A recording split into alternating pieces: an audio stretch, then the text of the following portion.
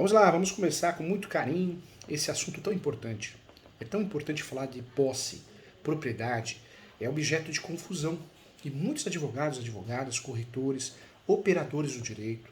É muito comum, muitas vezes, um juiz, uma juíza marcar uma audiência justificativa, sendo que a ação é petitória. Não é uma ação que se discute a posse. Como comprar e vender o imóvel irregular? Tudo isso, muitas vezes, a gente orienta o nosso cliente de forma equivocada, totalmente errada. Então, juntos, nós vamos navegar por esse assunto tão importante que é posse e propriedade na prática, trazendo a teoria, mas trazendo a prática para você. Com muito carinho, com muito amor, tá bom? Vamos lá. Estamos iniciando, então, a Semana da Prática na Advocacia Imobiliária. O objetivo dessa semana é fazer com que você conheça o assunto, domine o assunto, para que você possa trabalhar nos negócios imobiliários, nas transações imobiliárias com qualidade, com conhecimento, com autoridade, tá bom? Vamos iniciar aqui. Professor Júlio, o que é propriedade?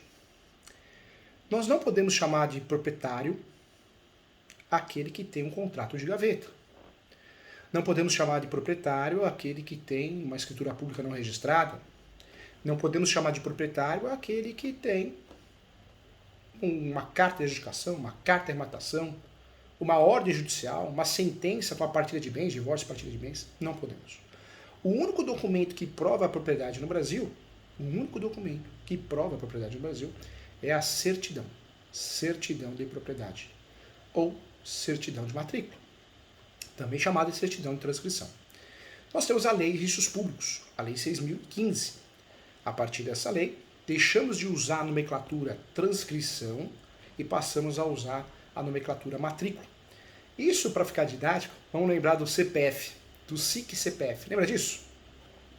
O SIC, vale a pena lembrar, quando nós falamos do SIC, é o CPF é o SIC, mas hoje nós chamamos de CPF. Então, a transcrição e a matrícula é exatamente isso.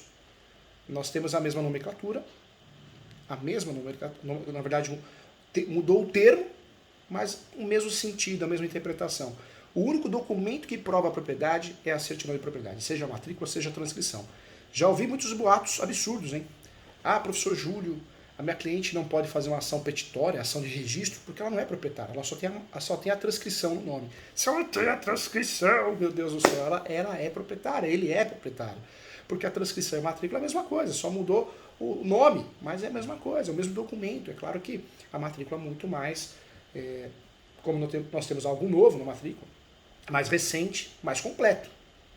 A transcrição realmente é precária, mas é registro, é prova de registro também. Então, confusão muito grande.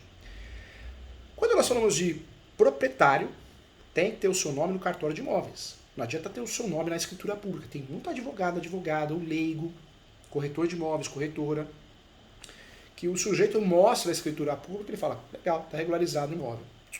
Não está, não. Não está mesmo. Não está regularizado o imóvel. Então, cuidado, tá? Quando nós falamos disso, estamos falando de uma situação onde você, de fato, não é dono. Não é dono. E, claro, ser proprietário, nós não temos uma segurança absoluta. É uma segurança relativa. Mas, dentro do nosso país, é o melhor dos mundos. Quando somos proprietários, conseguimos vender através da compra e venda legalizada, atingir o valor mais próximo ao valor de mercado, conseguimos dar esse imóvel como garantia, e a segurança jurídica também é outra. Mas também não podemos desprezar a posse. Quem tem a posse, anote aí, tem 166 direitos. 166 direitos. Quem tem a posse qualificada, poderá fazer o quê? Uso capião. Uso capião judicial, extrajudicial, uso capião administrativo, que é a REURB. Pode fazer uso capião, escolhendo uma das 36 modalidades, uma das 36 espécies. Pena que na graduação, gente, a gente aprende 5, né? Muito pouco. Cheio de cursinho aí, cobrando caro, falando que você vai ganhar muito dinheiro com direito imobiliário, judicial, extrajudicial, também promete rios e fundos, você vai ver, a pessoa não é advogada como que vai ensinar você a ganhar dinheiro na advocacia? É meio ilusório, né? E muita gente cai, é o desespero, ou ensinando errado. Cuidado, tá? Muita atenção em relação a isso. Quando nós falamos aqui de posse e propriedade, então são conceitos distintos. Quando eu tenho a posse, eu posso usufruir das ações possessórias. Reintegração de posse, manutenção de posse, interdito proibitório. Quem tem a posse pode usufruir das ações possessórias. Reintegração de posse, manutenção de posse, interdito proibitório. Reintegração de posse, a perda da posse total. Manutenção de posse, a perda da posse parcial. E quem tem uma situação onde existe uma iminência de perder a posse, não perdeu ainda, existe o risco, daria para usar um instrumento preventivo, que é o interdito proibitório. Interdito proibitório. Então, muita atenção em relação a isso. Interdito proibitório. Quando nós falamos aqui dessas três ações, procedimentos especiais, eu falo procedimentos no plural, porque procedimento especial pode ser aquele previsto no Código de Processo Civil e pode sim ser leis esparsas, várias leis esparsas, né? Uma lei que trata do assunto, locação, as ações locatícias, é uma lei esparsa, Lei 8.245 de 91. Quando nós falamos aqui das ações possessórias, a discussão é posse. A posse velha, a posse nova, a discussão é essa. Normalmente, numa ação possessória, o que o juiz, a juíza faz, o Poder Judiciário? Marca uma audiência justificativa para saber quem tem a posse. Para saber quem tem a posse, se vai dar liminar ou não, se a posse é velha, se a posse é nova. Então, muita atenção em relação a isso. Quando nós falamos aqui das ações possessórias, normalmente o Judiciário vai marcar audiência de justificativa ou justificação. Audiência pouco conhecida pelos advogados, advogadas que não atuam no direito imobiliário. Nós temos pelo menos 4 audiências importantes no direito civil. A primeira audiência é a instrução e julgamento, para apresentação das provas orais. Segunda audiência, anote aí, é a também conhecida audiência de mediação e conciliação. Uma cliente que não é mais cliente, eu falo que a gente quer respeito, né? Quer fazer amizade. Então, assim, não temos mais idade para passar nervoso. Uma cliente queria que o professor Júlio discutisse na audiência de conciliação. Discutisse, brigasse. Não tem sentido. A audiência de conciliação nem é o juiz que faz, não é a juíza. Mas não tem jeito, né, gente? Quando o cliente ele põe na cabeça algo, o cliente não, o ser humano, gera uma rejeição. E você não pode, você conhece a técnica jurídica. Você não pode fazer alguma coisa que não seja oportuno. Uma audiência de conciliação você tem que esquecer até que é advogado, não é para brigar. Nem o juiz está presente nessa audiência em regra, nem o juiz nem a juíza. É uma audiência para ver se tem acordo, ninguém é obrigado a fazer acordo. Por isso, escolha seu cliente também. Não permita que a pessoa te ofenda, não permita que a pessoa... Você tem a obrigação de atender bem, explicar direitinho, né? Explicar com didática, de forma objetiva, mas não permita qualquer coisa na sua vida, não. Não permita. Quem acompanha as aulas do professor Júnior é uma pessoa do bem, como eu sou, do bem, transparente, então não permita ofensas não desnecessárias, falta de educação. Vamos lá, olha só que interessante. A audiência de justificativa e justificação é uma audiência que é marcada, estamos falando da terceira audiência, normalmente quando existe uma ação processória.